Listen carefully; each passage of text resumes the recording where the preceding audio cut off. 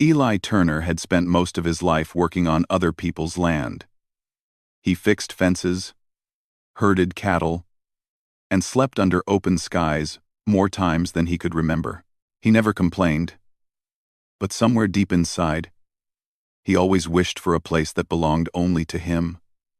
A small corner of the world, where he could breathe without worrying about the next job or the next storm. So when he finally saved enough money to buy a forgotten, abandoned cabin at the edge of the canyon, he felt something close to hope.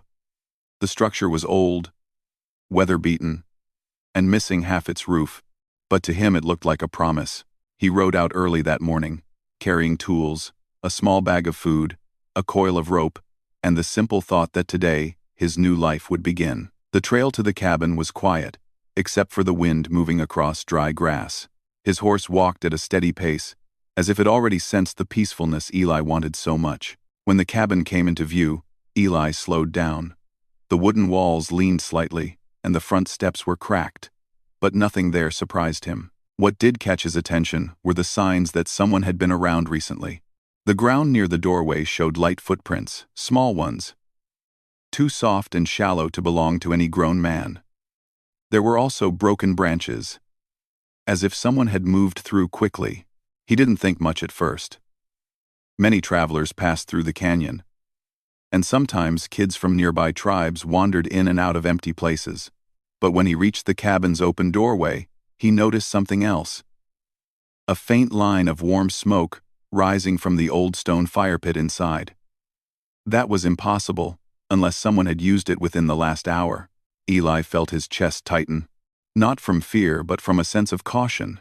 He didn't want trouble with anyone, and he didn't want to frighten whoever might be inside. He stepped down from his horse slowly, keeping his movements gentle so they wouldn't sound threatening. The air smelled like ashes and damp wood, a sign that someone had tried to cook or warm themselves during the cold night. Pushing the door with his boot, he let it swing open quietly. The hinges made a tired creak before settling. Inside the cabin, the light was dim, but he could still make out shapes in the far corner. At first he thought it was only the shadows playing tricks, but a soft whisper reached him, a quick breath that was clearly human. Eli paused. "I'm not here to hurt anyone," he said in a calm voice. "I just bought this place. That's all." For a moment, there was silence. Then the shadows shifted again. 3 figures came into view, pressed tightly together as if trying to make themselves smaller. They were Apache, 2 younger children, and a teenage girl who stood in front of them, trying to shield them with her thin but determined frame. Their clothes were worn, their faces tired, and their eyes wide with fear. The teenage girl stared at him as if she expected the worst. The boy behind her, perhaps 10 or 11, looked ready to run if anyone moved too quickly. The smallest child, a little girl who couldn't be older than 6, clung to her sister's dress with trembling hands. Eli could tell they had been living rough for some time. Their cheeks were dusty, their hair tangled, and their bodies thin from hunger. They looked more exhausted than dangerous. He lifted both hands slightly, palms open, to show he meant no harm. "Easy," he said softly. "You're safe. I'm just surprised to see anyone here." The girl didn't relax. She kept her chin raised, trying to appear brave even though her fear was clear. "We will leave," she said in hesitant English. Her voice shook. "We do not want trouble." Eli shook his head. "No one's asking you to leave right this moment," he said. His calm tone only seemed to confuse them more. They were expecting him to shout or force them out. But he didn't. He simply stood there, taking in their frightened expressions and thinking about how young they really were. 3 kids alone in the canyon. That thought bothered him deeply. He stepped back to give them space. "Are you hungry?" he asked.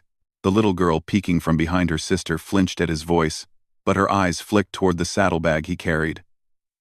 Eli noticed the look and gently reached inside the bag. He took out a piece of bread, a small roll he had saved from town, and placed it on the nearest table without moving closer to them. "You can eat that if you want," he said. "I'm not taking anything from you. I'm only offering." The teenage girl watched him carefully. She didn't trust him, but she didn't seem to sense danger either. The younger boy's eyes stayed locked on the bread, though he didn't dare move. Eli kept his distance. "My name is Eli Turner," he said. "This cabin's mine now. But if you kids need a place to rest for the night, I'm not kicking you out. It gets cold after dusk." Another long silence settled over the cabin. Eli didn't rush them. He leaned against the door frame, letting them see he had no desire to come closer. After a moment, the teenage girl took a small step forward, not toward him, but toward the bread. She reached out slowly, as if expecting him to grab her wrist, but he didn't move. She picked up the roll and handed it to the smaller girl first. The little one tore off a tiny piece and ate it as though tasting real food for the first time in days. Her expression softened a little, and that single moment made Eli feel something warm in his chest. The girl raised her eyes to Eli. "I am Naya," she said quietly.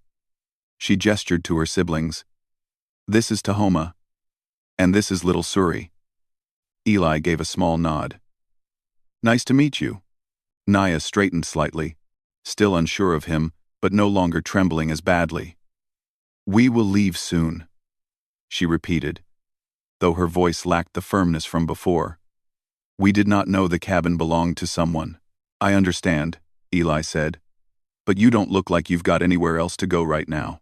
Naya's eyes flickered downward. She didn't answer. Eli took a slow breath. He had never dealt with anything like this, yet something inside him refused to walk away. They were just kids lost, scared, and hiding because the world outside had been unkind to them. He couldn't pretend he didn't see their struggle.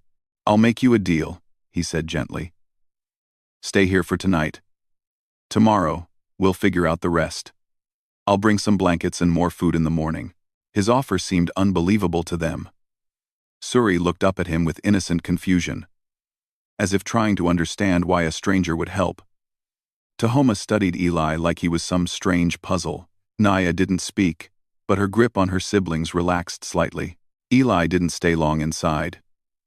He didn't want them to feel trapped or cornered. "I'll be outside taking care of my horse," he said. "You three eat and rest. No harm will come from me." He stepped outside, letting the door remain open just enough so they could see he wasn't plotting anything. As he brushed down his horse and checked its reins, he could hear the soft whispers of the children inside. Though he couldn't make out the words, their voices sounded less afraid than before. He looked toward the horizon as the sun sank lower. He had imagined this day very differently, a quiet afternoon cleaning his new cabin, patching old wood, maybe cooking a simple meal. Instead, he had walked into a moment that felt heavier than anything he had expected. But strangely, he didn't feel burdened. He felt responsible. Yes, but not troubled. Something about those kids stirred a part of him he didn't know had been waiting to wake up. When he finally headed back toward the cabin, he moved slowly so they heard him coming. Naya stood near the doorway, watching him with guarded eyes, but she didn't tell him to stay back. That alone told Eli he had taken the first step toward earning their trust. "You can sleep inside tonight," he said. "I'll stay close by in case you need anything." Naya lowered her gaze for a moment before whispering, "Thank you." It was only 2 words, soft and unsure. But Eli felt the weight of them. He nodded gently and stepped away to give them privacy. The stars began to fill the sky, and the air grew colder. The children stayed close to the small fire inside, warm for the first time in days. Eli sat outside near the doorway, keeping watch not because he expected danger, but because he wanted them to feel safe. He didn't fully understand why he felt so protective of 3 strangers he had met only hours before. But as the night deepened, he knew one thing for certain. Their presence in his cabin was no accident. And whatever came next, he wasn't going to turn his back on them. The morning sun crawled over the canyon walls slowly, painting the land with a warm glow. Eli Turner woke up with a slight ache in his back after spending the night sitting near the cabin doorway. He had dozed off only for short moments, always waking to check if the children inside were safe. The cool morning breeze brushed his face, and the sound of small footsteps behind the door told him they were awake too. When he stood and pushed the door gently, he saw Naya sitting near the ashes of the fire pit, adding a few broken sticks to keep a faint flame alive. Tahoma was wrapping the little girl, Suri, with the old blanket they had carried. Their faces looked less frightened than yesterday, but they still watched his every move carefully. "Good morning," Eli said softly. Naya nodded. She didn't look away, as if measuring his expression to decide whether he was the same person who had shown kindness last night, or someone who would suddenly change. Eli didn't blame her. Trust didn't grow in a day, especially for children who had been treated unfairly by many adults. "I brought more food," he said as he lifted a cloth-wrapped bundle from his saddlebag.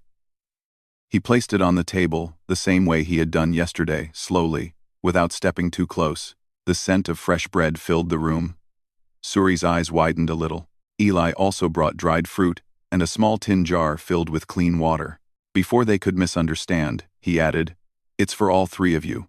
Eat as much as you need." Tahoma reached for the bread after looking at Naya for permission.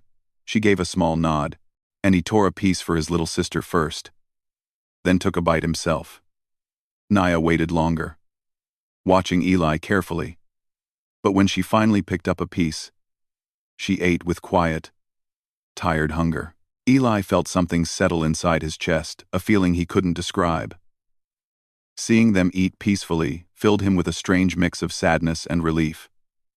No child should look that grateful for simple bread. He cleared his throat gently.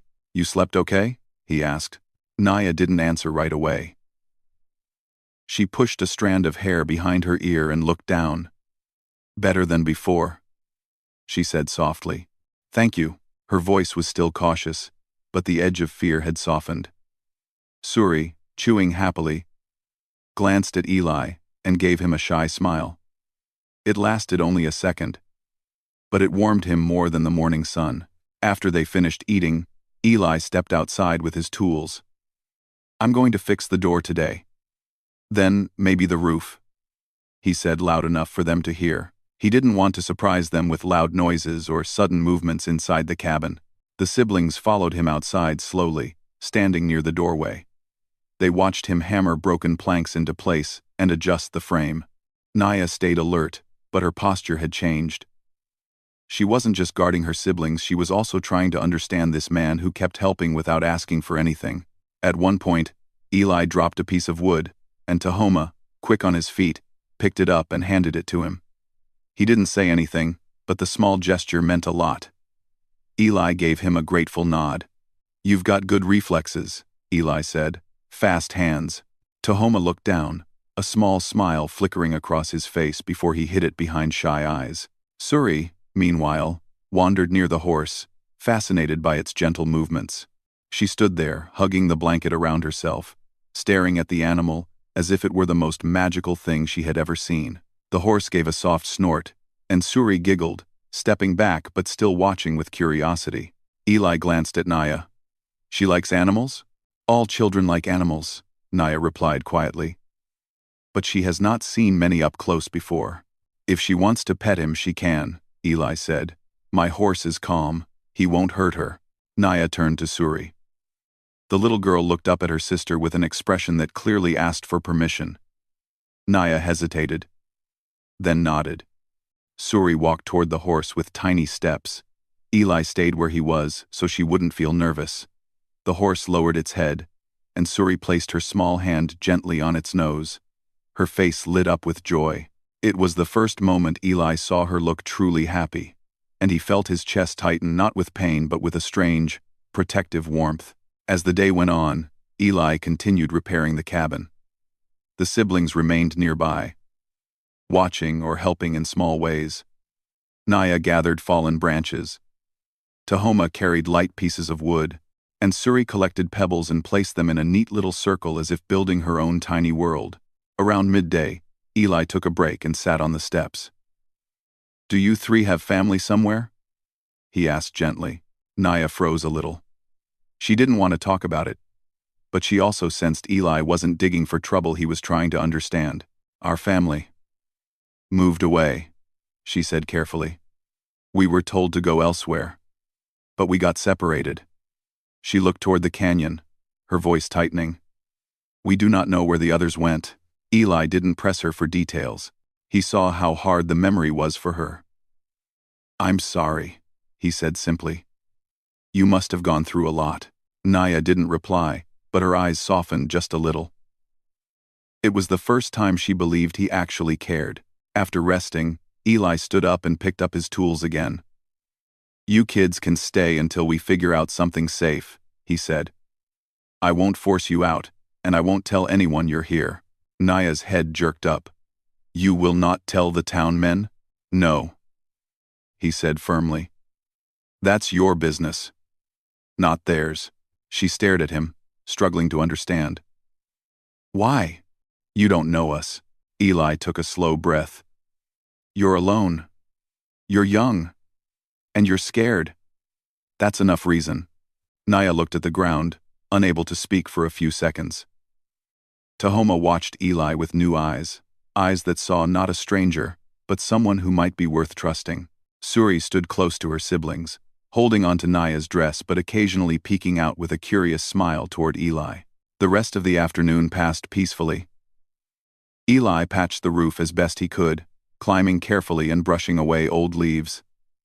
Naya helped hold the ladder steady. Tahoma brought nails when Eli asked. Even Suri contributed by handing Eli small stones she found. Convinced they were useful materials, Eli accepted them politely, storing them in a corner so she would feel proud of her work. As the sky turned orange, Eli stepped down from the ladder and wiped sweat from his forehead. "The cabin is already looking better," he said, trying to sound cheerful. Tahoma nodded, looking proud. Naya allowed herself a faint smile. Suri, clutching a handful of flowers she had picked, ran to Eli and placed them on the step next to him as a gift. She didn't say anything, but her bright eyes said enough. "For me?" Eli asked gently. Suri nodded fast, her tiny braids bouncing. "Well, thank you," he said. "I'll keep them right here." Naya watched the moment quietly. Something inside her shifted, an understanding she hadn't wanted to accept. This man was not pretending. He wasn't planning to harm them or chase them away. He was simply kind, and because life had taught her to expect danger from strangers, this simple kindness confused her more than anything else. As the sun dipped lower, the air cooled again. Eli lit a small fire outside and sat with the children nearby. They didn't talk much, but the silence felt comfortable. For the first time in a long while, the siblings looked relaxed. When the stars began to appear, Eli spoke gently. "You three should sleep inside. I'll stay close by. If you need anything, just call."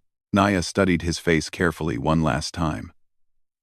She saw no trick, no hidden meaning, only honest concern. "We are grateful," she said, her voice soft but sincere. Eli nodded, feeling something warm settle in his heart. "Get some rest. Tomorrow will be better." The siblings went inside, and Eli stayed near the doorway again, just as he had the night before. But this time, the weight on his heart felt lighter. He didn't feel like he was guarding strangers anymore. He felt like he was watching over lives that had wandered into his for a reason. And as the quiet night wrapped around the cabin, Eli Turner knew one thing clearly. Whatever their past had been, their future had just begun to change. Eli Turner woke before sunrise, though he hadn't slept much. Every small noise in the night had made him open his eyes out of habit, checking on the children inside the cabin.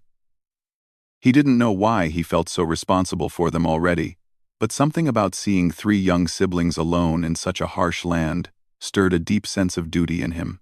When the sky still held the last traces of night, he stretched his back and stood up quietly. Through the half-open doorway, he saw Naya sleeping lightly with her back against the wall, as if she had trained herself to rest without ever letting go fully. Tahoma and Suri were curled beside her, using the repaired door as protection from the cold breeze. Seeing them resting safely made Eli's shoulders relax for the first time since he found them. When he stepped away to fetch water from a small stream a short walk from the cabin, the world was silent except for the soft rustling of leaves. He filled the tin container, thinking about what he would need to do today. Food, more repairs, maybe finding warmer blankets. Everything he thought of had those three siblings in mind, as if taking care of them had become part of the day he hadn't planned but accepted anyway. When he returned, the children were awake. Naya stood near the table, watching him walk in, her eyes sharp but no longer full of fear. She still didn't smile, but she didn't shrink back either. Tahoma rubbed his eyes sleepily, and little Suri held the blanket tightly around her shoulders. "You all sleep all right?" Eli asked. Tahoma nodded first, surprising Naya. "It was warm," he said quietly. "That's good," Eli replied. "We'll make sure it stays warm every night."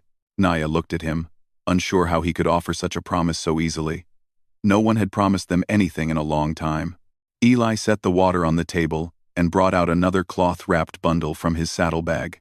Inside was more bread, dried berries, and a few small potatoes he had boiled the night before. He placed them down carefully and stepped back again as he always did, letting them choose their pace.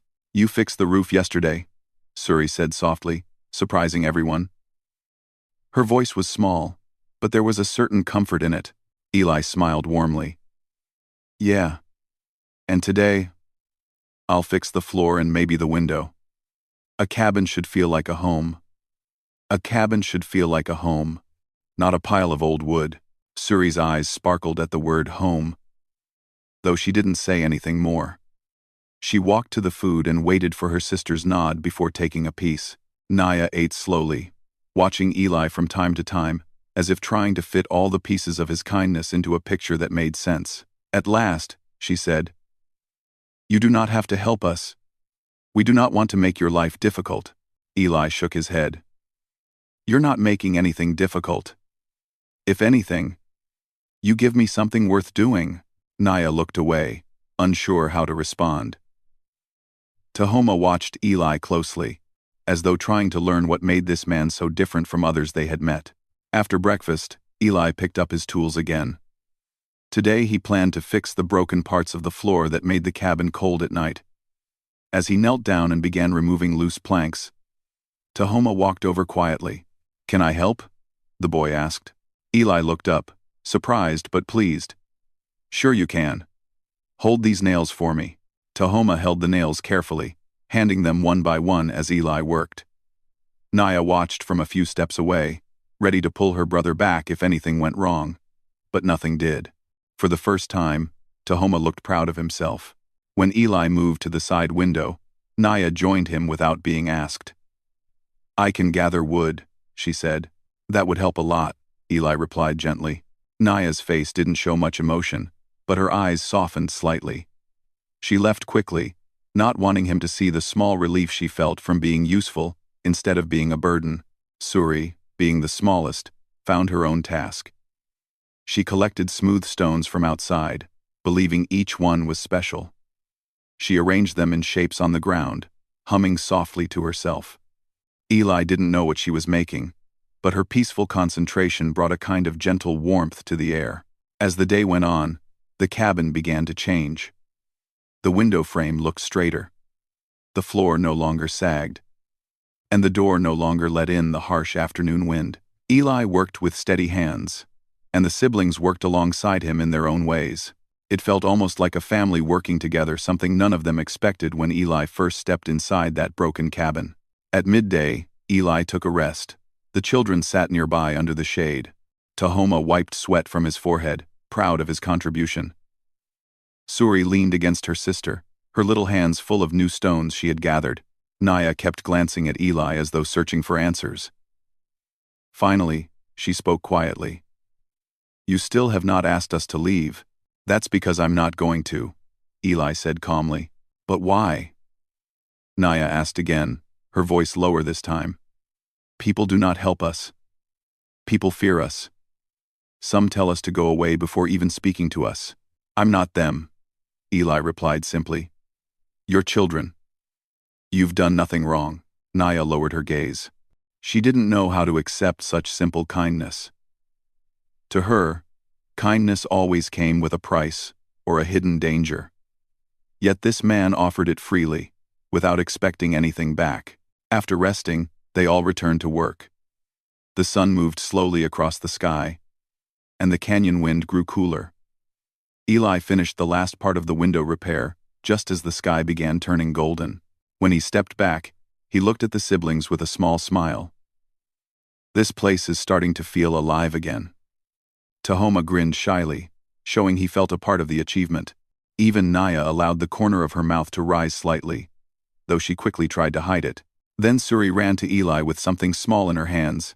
She opened her palms to show him a tiny figure she had made from smooth stones. Two small ones formed the body, a flat one for the head, and a tiny pebble placed on top like a hat. "This is you," she said proudly. Eli blinked, touched far more deeply than he expected. "That's the finest figure anyone's ever made of me." Suri giggled and placed it carefully on a shelf he had fixed earlier.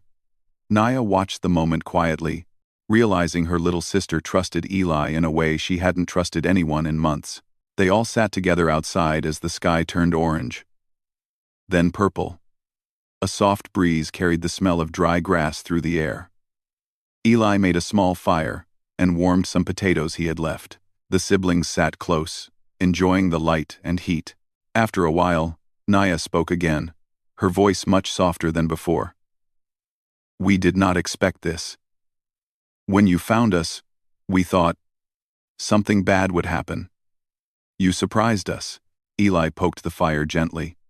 "Sometimes the world gives us enough bad already. No need to add more." Naya nodded faintly. "We are thankful," she whispered. Her words carried sincerity, not fear. It was the first time she had spoken to him without walls around her heart. As the stars appeared, Eli noticed how peaceful the children looked. Tahoma leaned back with tired satisfaction. Suri rested her head on Naya's lap, humming softly. Even Naya's shoulders, usually tense and guarded, had eased. Eli gazed at the fire, feeling something he hadn't felt in years, a quiet sense of belonging. He had bought the cabin to find a place for himself, a simple life with no surprises. Instead, life had brought him 3 young souls who needed protection.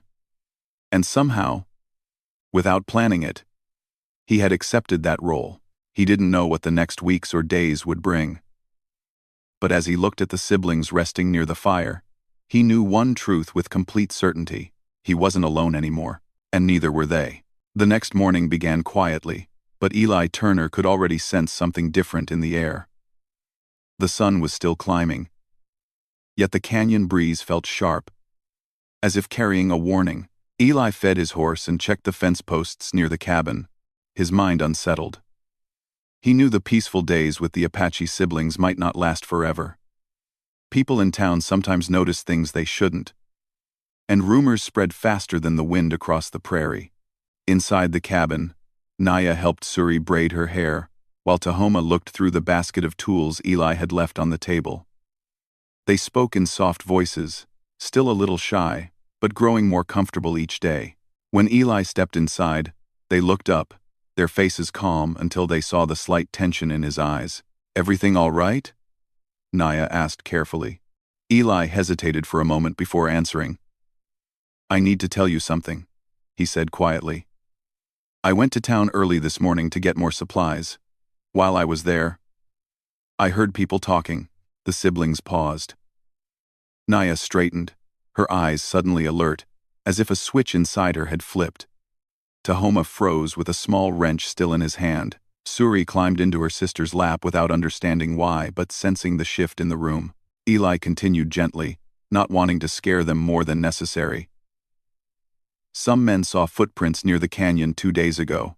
They think someone might be hiding out here. They're talking about coming to look around." The silence felt heavy, almost like a weight pressing on everyone's chest. Naya's fingers tightened around Suri's shoulders. Tahoma stepped closer to his sisters, his expression worried. "They will come here?" Naya whispered. "They might," Eli said honestly. "Maybe not today, maybe not tomorrow. But they're curious." Naya looked down, fear flickering across her face. "We should go," she said quickly. "We should leave before they find us." But Suri grabbed her sister's dress tightly, eyes wide. Tahoma looked torn, wanting to be brave but clearly afraid of returning to the uncertainty beyond the canyon. Eli stepped closer, his voice gentle. "Listen to me. You don't have to run." "Not yet." Naya shook her head. "If they see us here, they will think we came to cause trouble. That's why they can't see you as strangers," Eli replied. They should think you're supposed to be here. Naya lifted her eyes, confusion flashing across her face. What do you mean? Eli thought for a moment, choosing his words carefully. If they come and see you three helping me repair the cabin, carrying wood, sweeping, or doing simple chores, they won't question you. They'll think I hired you as workers.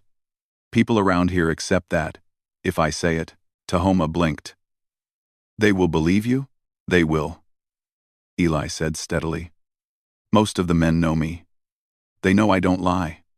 And if I say you're helping me rebuild this place, they'll drop their questions. For a long moment, Naya didn't speak. Her eyes studied Eli's face the way she had done those first days, trying to understand his intentions, trying to judge if he was offering real safety or just temporary hope. You would do this for us? She asked quietly.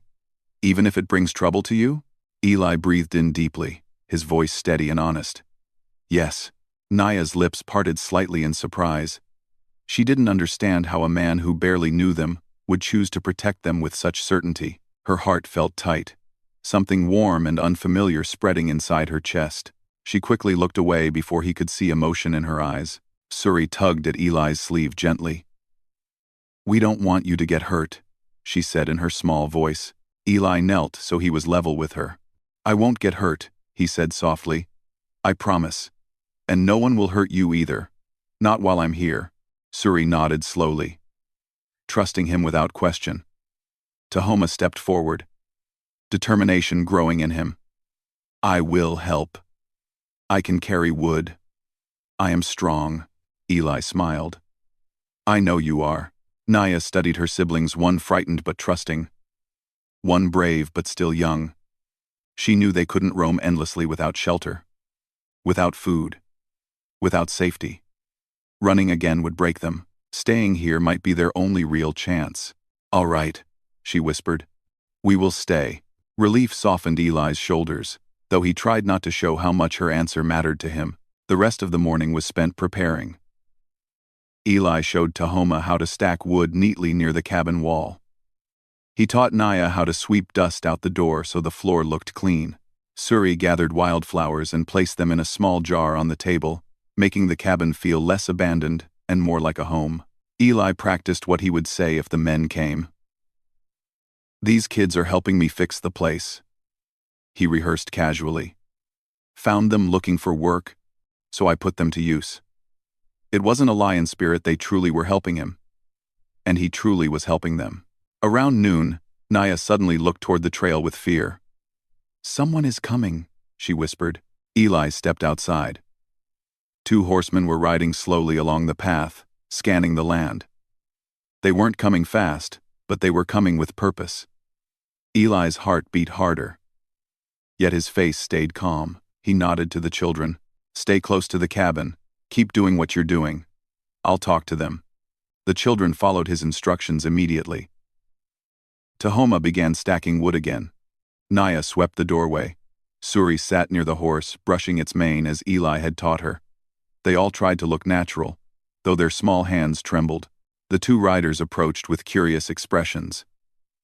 Morning, Eli, one of them called out.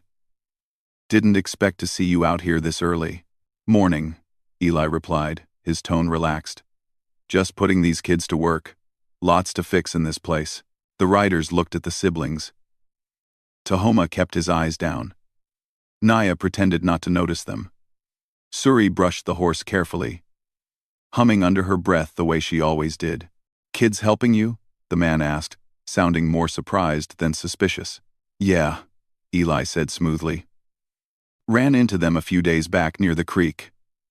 They were looking for work, so I gave them something to do. Hard workers, too. The second rider nodded approvingly. Good idea. This cabin needs a lot of repairs. Lucky you found some help. Eli shrugged with a small smile. Better than doing it alone. The riders stayed only a few minutes more, chatting about weather and supplies, never once questioning his explanation. Before leaving, one of them even said, You picked good helpers. The boy looks strong. Eli glanced at Tahoma, who tried not to smile but clearly felt proud. Once the riders were gone and their silhouettes disappeared into the distance, Naya let out a breath she didn't realize she was holding. Suri ran to Eli and wrapped her arms around his leg, shaking slightly from the stress of staying still so long. "You did great," Eli said gently. "All of you." Naya put down the broom slowly. "They believed you," she whispered, still stunned. "They didn't ask anything else." "That's because you three worked hard," Eli said. "You looked like you belonged here." Tahoma finally let his grin show. "We did it," he said proudly. "They thought we were workers." Naya's shoulders softened as she watched her brother's excitement. Then her eyes turned to Eli, filled with quiet gratitude that words still couldn't fully express. "Thank you," she said softly. "You protected us again." Eli met her gaze and answered with gentle honesty. "I told you, you're safe here." The rest of the day passed with a sense of calm the children hadn't felt in a long time. They worked, they laughed briefly, and they didn't hide. For the first time in weeks, they didn't feel hunted. They felt seen and protected. As evening settled in, Eli sat near the fire, while the siblings rested close by. The soft glow lit their faces, making them look peaceful, almost hopeful. In that quiet moment, Eli realized something important. He hadn't just saved the siblings from discovery. He had given them a chance to breathe again, to feel human again, to believe in kindness again. And he also knew another truth, one he wasn't ready to say aloud.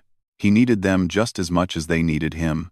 Days passed after the visit from the riders, and the cabin no longer felt like an abandoned shelter sitting alone in the canyon. It felt alive, it felt warm, and for the first time in a long time, Naya, Tahoma, and little Suri began to move through their days without fear shadowing every breath. Eli Turner noticed the change, though he never pointed it out.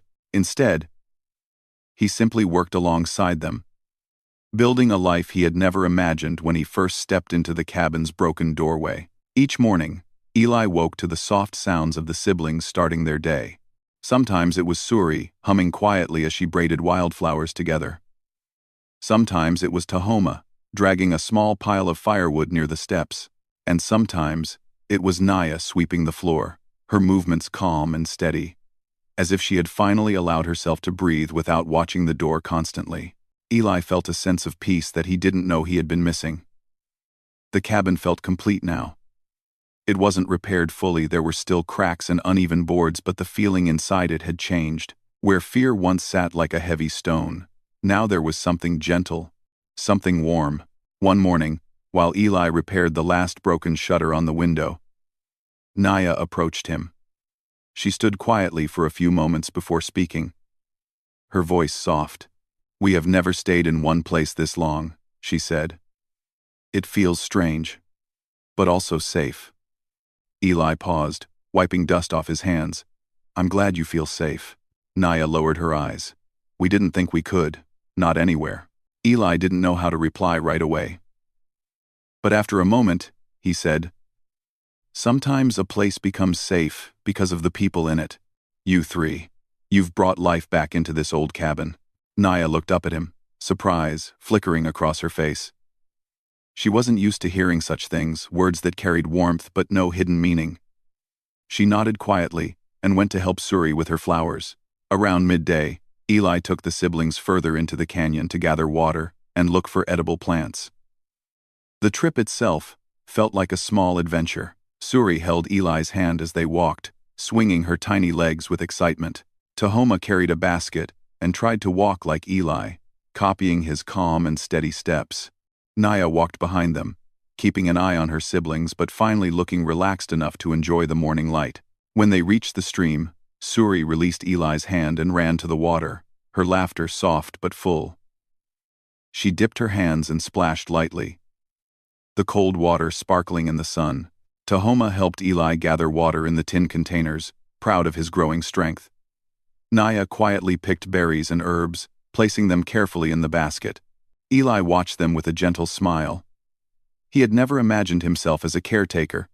Yet, here he was, guiding 3 children through simple tasks, teaching them about plants, and showing them which stones were safe to climb. They trusted him in a way that filled something hollow inside him, something he hadn't realized needed filling. On the walk back, Suri slipped and almost fell, but Eli caught her quickly. She looked up at him, cheeks flushed with embarrassment. "I'm okay," she whispered. "I know," Eli said, brushing dust from her sleeve. "But I'll hold your hand until we reach the cabin." Suri nodded proudly and took his hand again. Back at the cabin, the siblings helped Eli prepare a small meal from what they gathered. Tahoma cleaned the potatoes. Naya cooked them carefully. And Suri arranged her wildflowers around the table to make everything look cheerful. Eli watched them in quiet appreciation. They didn't feel like guests anymore. They felt like a family. A small, unexpected family built from kindness and trust. After they ate, Tahoma spoke shyly. "Eli, will we stay here a long time?" Eli looked at the boy's hopeful face. "As long as you need to," he said honestly. Tahoma's shoulders relaxed, and he nodded with visible relief. Naya exhaled softly, almost as if she had been holding her breath for days. Suri hugged Eli's arm suddenly, not saying anything but expressing everything she felt in that one gesture. Later that evening, as the sun lowered behind the canyon, coloring the sky in warm shades of orange and pink, Eli walked outside to gather the rest of the wood. The shadows stretched long, and the wind carried a calm silence. He was stacking the wood when he heard Naya walk up behind him. "Eli," she said gently, "can we talk?" He turned to her. She stood with her hands folded, not nervous, but thoughtful. "Of course," he said. "I want to understand something," she began, choosing each word carefully. "Why did you help us? You didn't know us. You didn't have any reason to protect us or feed us or fix this place with us." Eli set down the wood and leaned against the post. "Sometimes the right thing doesn't need a reason," he said. "When I saw you three in the cabin, scared, tired, I couldn't walk away. And the more time we spent together, the more I realized I didn't want to." Naya's eyes shimmered with emotion she didn't want to show. She had spent so long being strong for her siblings that she had forgotten what it felt like for someone to be strong for her. "You gave us a chance to feel human again," she whispered. "To feel safe. I don't know how to thank you." "You don't need to," Eli said softly. "Your being here, it helped me too." Naya blinked, surprised. "Helped you?" Eli nodded. "Before you three came, this place was just an empty cabin. My days had no meaning except work. But now—" He looked toward the cabin where Tahoma and Suri were laughing quietly over something. "Now I have people to care for. People who make this place feel like a home." Naya's throat tightened. She looked at the cabin too, seeing what Eli saw. A warm glow in the window. The sound of children laughing. The gentle peace settling across the land. "Maybe we can stay longer," she said quietly, almost afraid to hope. "As long as you want," Eli replied. For the first time, Naya let herself smile fully, a small, genuine smile that softened her entire face. It was a rare sight, and Eli felt something warm settle in his chest. That night, the cabin felt brighter than ever. The siblings sat near the fire while Eli made warm drinks using herbs they had gathered. Tahoma told stories of things he remembered from his childhood. Suri showed Eli her newest stone figure, a tiny set of stones arranged like a family of four. When she placed it on the table, Eli felt a deep, quiet joy spread through him. Naya watched from across the fire, her expression soft. She saw the way her little sister leaned against Eli's side, the way Tahoma tried to sit taller when Eli praised him, and the way Eli looked at all of them like they mattered. She realized then that they weren't just surviving anymore, they were living. Later, when the siblings were settled inside, Eli stepped outside to breathe the cool night air. The stars stretched endlessly above him. Brighter than he'd seen in years, he felt a sense of belonging, deep, steady, and unexpected. Naya joined him silently, standing beside him as the wind brushed their hair. "You saved us," she said quietly. "Not just from danger, but from being lost." Eli looked at her gently. "Maybe we saved each other." She nodded slowly, accepting his words with honesty. The cabin behind them glowed softly, steady and warm, a small symbol of hope built from broken wood and healed hearts. In the stillness of the night, Eli knew life would never be the same. He had walked into an abandoned cabin to fix its walls. Instead, he had found a family, and the siblings, once frightened and alone, had found a man who treated them not as strangers, but as people worth protecting, worth helping, worth loving like his own. Their story, the quiet, unexpected story born from kindness, would stay with them forever.